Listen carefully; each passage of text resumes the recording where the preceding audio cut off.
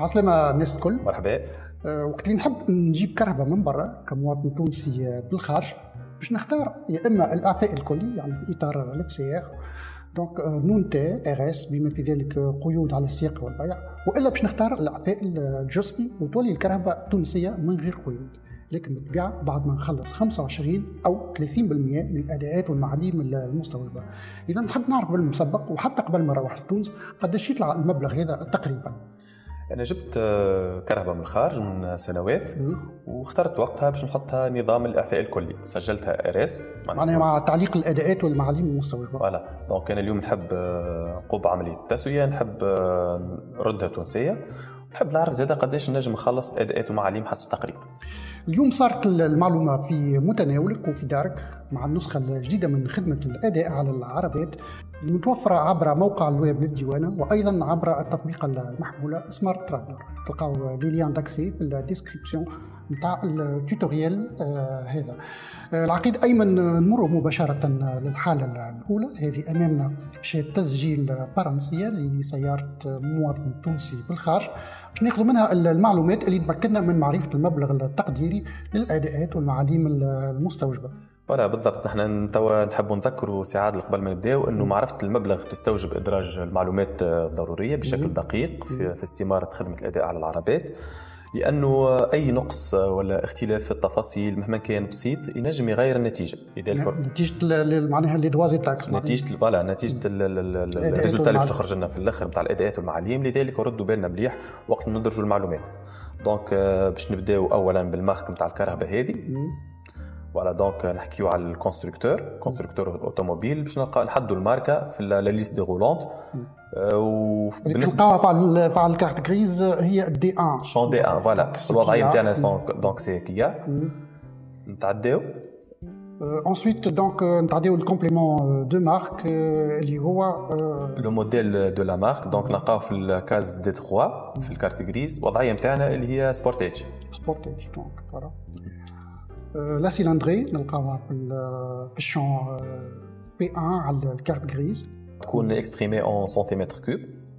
فوالا دونك نعمروها هنا الوضعيه نتاعنا 1598. وبعد الانرجي الشون 4 اللي هو الانرجي معلومه متوفره على الكارت غريز في الشون P3. على الكارت غريز نلقاو لا مونسيون EH donc qui signifie que le véhicule est un modèle hybride essence électricité non rechargeable. Donc les références هذوما الكل نجموا نلقاوهم حتى على الانترنت. Donc ensuite type de carrosserie بريك في الوضعيه نتاعنا. والخانه رقم 6 من بعد اللي هي لا بواد فيتيس باش نحطوا مانيوال ولا باش نحطوا اوتوماتيك. هي ريالمون المعلومه مش موجوده على لاكارت غريز مي نجموا نعرفوها بيان سور مش صعيبه. اذا كان السياره تكون على ملك السيد دونك ينجم يعرف مانيوال والا اوتوماتيك، ولكن فقط نحب نشير انه في بعض الحالات نجم تكون السياره مازالت ما تشريتش والتونسي بالخارج يحب يعرف قداش تخلص قبل ما يشريها اذا كان باش ياخذها من عند ان كونسيسيونير ولا من عند جراج. دونك لازم في الحاله هذه يتثبت من المعلومات. والخدمه تاكساسيون فيكول بالطبيعه باش تساعدوا على اتخاذ القرار اللي يناسبه قبل ما يشري وقبل التوريد. فوالا دونك الشون اللي من بعد هو لاني موديل. دونك باش نعمروا لاني موديل الوضعيه نتاعنا 2023 سولون لا كارت غريز. بعد شون 8 اللي هو لا بويسونس، وهوني ساعات نحب نقولوا اللي هو المقصود بها لا بويسونس فيسكال. لا بويسونس مش لا بويسونس دين دونك لا بويسونس فيسكال اللي هي اكسبريمي اون شوفو دونك سي 10 شوفو. 10 شوفو في الوضعيه نتاعنا. فوالا لا دات دو بروميير ميز اون سيركولاسيون موجوده بوضوح نلقاوها على الكارت غريز فرونسيز نلقاوها الفوق. فوالا دونك 2 فيفري 2023 في الوضعيه نتاعنا. واخيرا لا دات دو ديدوانمون نهار اللي ننوي نحب نخلص الكهرباء بتاعي قداش يطلع لي المبلغ. فوالا هوني معناها نجموا نحطوا تاريخ اليوم، نحطوا لا دات دوجوردي كيما نجموا زاده ندرجوا معناها اون دات فيتور اذا كان ناوي انا باش نجيب الكهرباء مثلا بعد شهرين ولا 3 شهور نحب في الدات هذيك قداش نعرف. هنا قمنا بإدخال جميع المعطيات. دونك on coche la case je suis pas un robot. ومن بعد on clique sur calculer les droits et taxes. Voilà.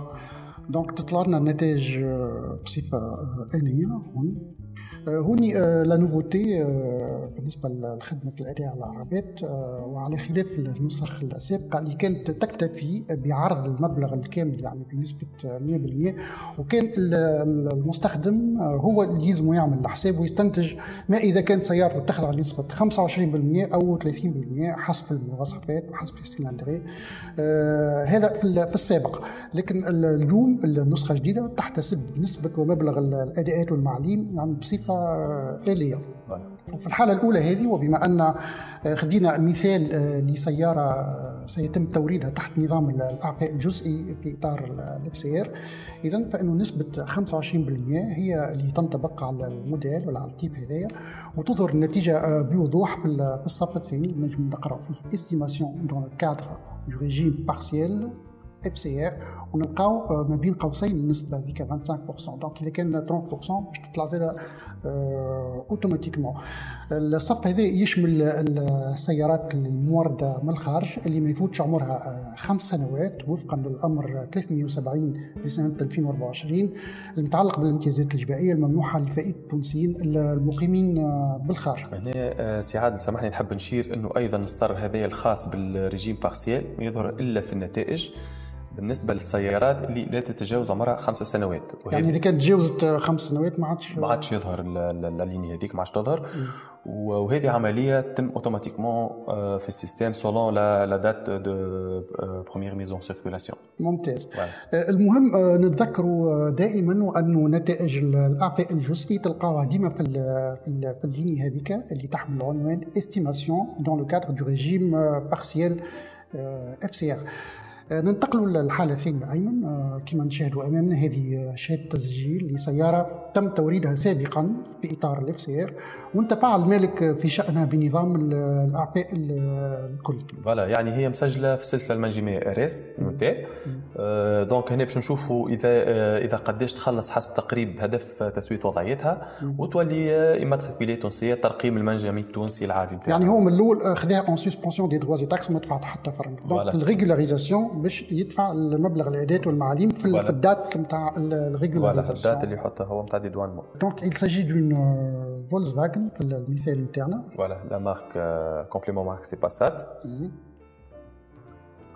لا سيلندري المعلومة هذه موجودة في ظهر شهادة التسجيل. في الوضعية نتاعنا باش نحطوا 1896 سنتيمتر كوب. الانرجي غازوال. هنا من بعد نتعداو الكاروسري هي برلين. ننتبه فقط بالنسبة للمصطلحات بالعربية والفرنسية لأنه شهادة التسجيل التونسية هي محررة باللغة العربية ونلقاو فيها جميع الخصائص بصفة واضحة وما تطرح أي إشكال. ما عندنا حتى إشكال فيها. بواد فيتيس سي مانويل. معلومة مش صعيبة لأنه صاحب سيارة ينجم يعرف مانويل وإلا أوتوماتيك. لأني موديل 2008 ولا. وبعد لا بويسونس فيسكال هي موجودة المعلومة في ظهر الشهادة. 6 خيول جبائية في الوضع تاعها. 6 خيول جبائية. تاريخ أول إذن بالجولان موجود في الريكتور نتاع شهادة التسجيل من لوطا في وضعيتنا نحن 22 أفريل 2008. 22 أفريل 2008. enfin اخر حاجه هو دات دو ديدوانمون. هو اخر معطى في الاستماره نجم نحطوه. دونك باش نحطوه نحن نجربوا تو نحطوا دات اليوم. سي ايمن هو مبلغ الاداءات والمعاليم ينقص تدريجيا بمرور السنوات ولا؟ ولا هو ريالمون السيستم قاعد يعتمد على نظام الانخفاض التدريجي. هنا نحكيو ونقولوا اللي المونطون قاعد ينقص على مراحل معناها باغ بالي. دونك ابري افوار سيزي توت لي دوني وبعد ما ثبتنا فيهم مليح on valide le captcha puis on lance le calcul. Voilà. في الحالة الثانية هذه بما أنها تتعلق بتسوية وضعية سيارة نونتا اللي تتم في الظروف العادية حسب القانون العام وفي غياب أي إجراء استثنائي بدفع كامل مبلغ الأداءات والمعاليم المستوجبة يعني 100% دي دروا اي تاكس. وهذا نلقاوها في الصف الأول يعني في اللين الأولى ريجيم دو دروا كومان اي ريغولاريزاسيون RS. هذا إذا كان ما فماش تسوية استثنائية. لكن إذا فما تسوية استثنائية افكتيفمون سي عادل بما أنه فما تسوية استثنائية تم إقرارها بمقتضى قانون المالية لسنة 2025. نلقاو التسوية هذه في تخرج لنا الريزلتا في السطر الثاني اللي هي سو تيتر استيماسيون دون لو كادر دو ليكزونوراسيون اني 2025. التذكير بأنه الأعفاء بمقتضى هذه التسوية الاستثنائية يحدد نسبة موحدة وهي 30% فقط من المعاليم والأداءات الديوانية المستوجبة.